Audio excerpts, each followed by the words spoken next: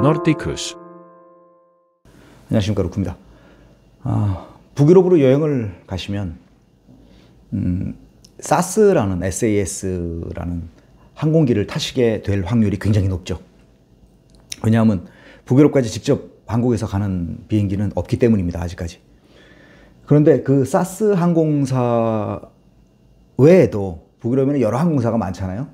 그런데 노르웨이지안 에어라고 노르웨이 항공사가 있습니다. 그 하얀색 동체에 빨간색 주둥이가 이제 빨갛게 빛나고요.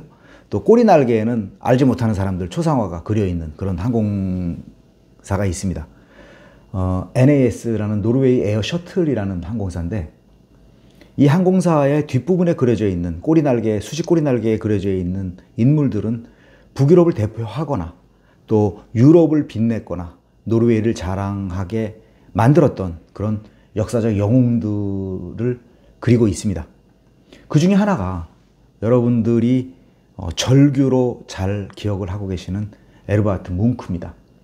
그 절규라는 작품은 많이들 보셨겠지만 그 어느 다리 위에서 붉게 변한 하늘을 바라보면서 주위에 있는 사람들의 시선과 전혀 상관없이 이게 뭔가 라는 그런 소리를 지르고 있는 장면이죠.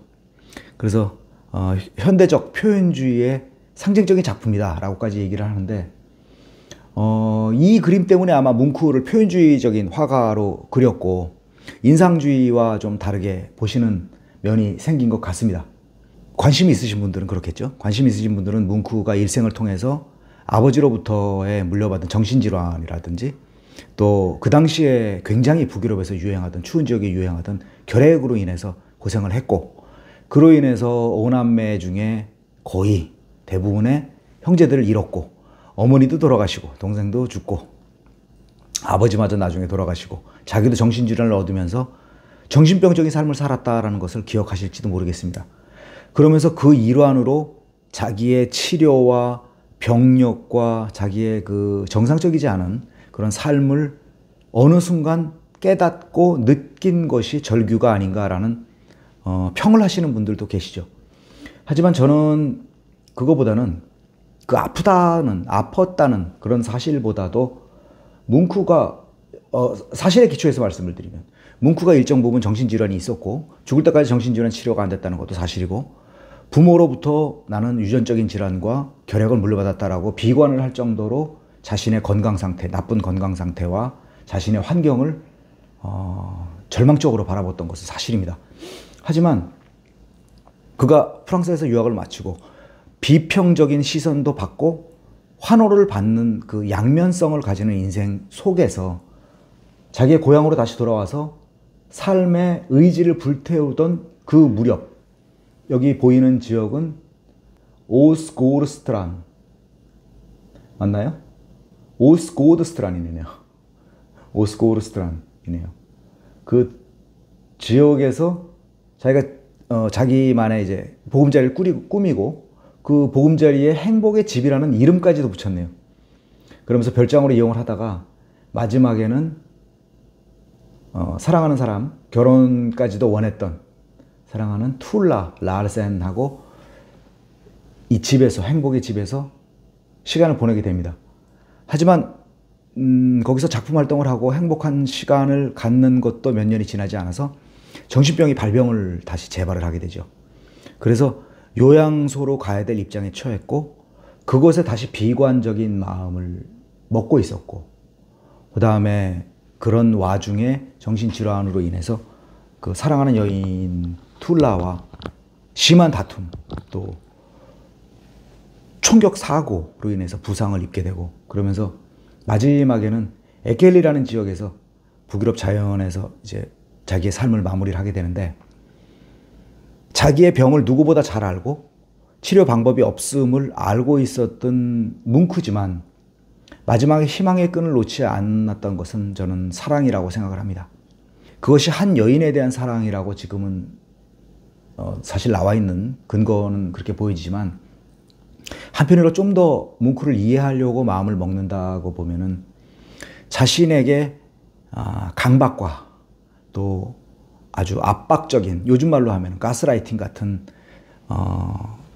정신적인 학대를 통해서 자기를 옳은 길로 인도하려고 했던 자기 아버지에 대한 증오, 또 어머니에 대한 애정, 또 형제들이 불의의 사고로, 병으로 삶을 마감하는 그런 죽음의 선을 수없이 목격한 뭉크로서는 정신을 극복하기 위한, 자기의 정신질환을 극복하기 위한 방법으로 그림을 그렸고, 그것이 자기가 느낀 어떤 치료약이었지 않나라는 생각을 하고 있습니다.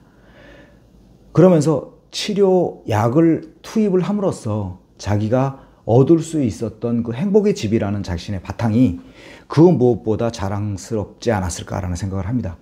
그러면은 뭉크가 결국은 자신의 삶을 그림으로 인해서 극복하려고 했다거나, 아니면은 그것이 극복이 안 돼서 결국 비관적인 작품만을 남겼다라고 평하는 것보다 이미 자기 자신은 극복을 했다고 여겼기에 행복의 집이라는 이름을 가진 그 곳에서 자기의 삶을 다시 한번 계획하지 않았나라는 생각을 합니다. Nordikus. 절규에 나오는 그 그림을 한 번이라도 보셨다면, 절규에 나오는 그림은 빨간색, 파란색, 검은색, 흰색이 오묘하게 이렇게 회오리 치면서 서로 감겨있는 하늘이 있죠.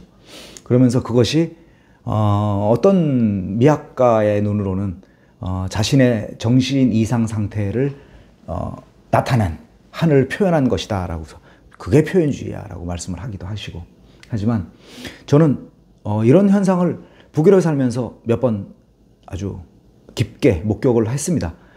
뭉크가 그린 절규에 나온 하늘은 북유럽에는 실제로 있습니다. 그 공기층이 아무래도 이 적도가 이제 좀 깊고 높고 두껍고 이제 극점이 얕잖아요. 그래서 대류 변화가 아주 극적으로 일어납니다. 그리고 특히 대류 변화가 온도의 차가 나는 일몰시, 일출시에는 급격한 대류 변화와 함께 구름 모양이 아주 10초가 지나지 않은 시점에 이리 갔다 저리 갔다 바뀌고 아주 희한한 삼라만상의 모습으로 바뀌는 것을 직접 목격을 했습니다. 그러면서 대기 색깔이 그 산란 현상에 의해서 오렌지색, 빨간색, 보라색, 심지어는 하늘색, 파란색, 짙은 하늘색까지 겹쳐져서 거의 무지개 색깔의 하늘이 나타나는 것도 수없이 목격을 했습니다. 그러면서 뭉크는 그 당시를 이렇게 회상을 했습니다. 나는 두 친구와 함께 길을 따라 걷고 있었다. 일몰이었다. 슬픔에 깊은 한숨을 느끼고 있었다.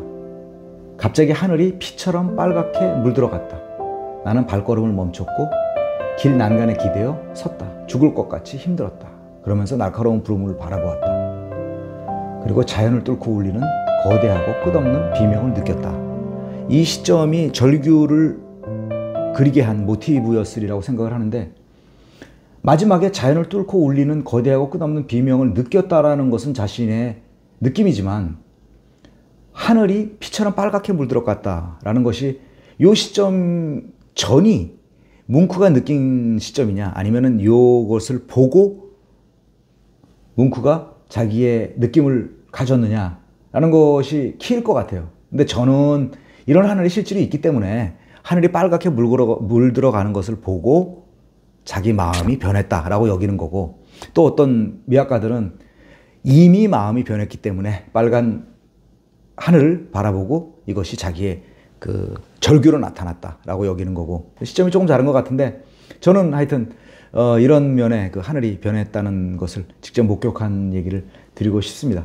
그렇기 때문에 북유럽 자연에서 산다, 또 거기서 경험을 한다, 또 비현실적인 몸부림으로 또 자신의 현실을 극복하려고 한다라는 그런 북유럽인들의 삶의 모습이, 그 사람이 이상한 삶을 살았기에 또 환경이 너무 좋지 않았기라기보다는 그런 마이너스적인 삶을 오히려 극복하려고 노력을 한 것이 아닌가라는 그런 생각을 해봅니다. 이전에 뭉크 박물관을 방송을 보셨으면 이어서 뭉크가 어떤 사람인가에 대해서 봐주셨으면 또 재밌는 또 경험이 되실 수 있을 것 같네요. 감사합니다.